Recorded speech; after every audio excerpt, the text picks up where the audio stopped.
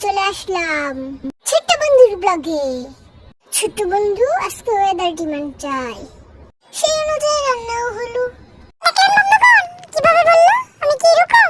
আমাদের সাথে সাথে তো ওরাও খেলো, কিন্তু ওটা বললো না, শুধু বলে আমি নাকি খেতে থাকি। এটা কি ঠিক?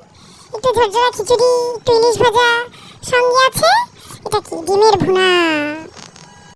থাক বন্ধুরা, ও তো ছোট মানুষ, তার জন্য খালি খেতেই চায়। অবশ্য আমিও খেয়েছি।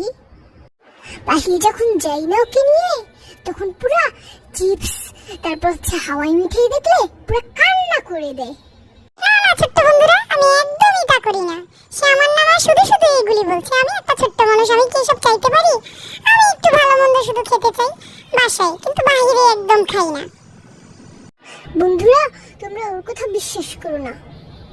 দেখো কিভাবে ইলিশ মাছটাকে খাচ্ছে।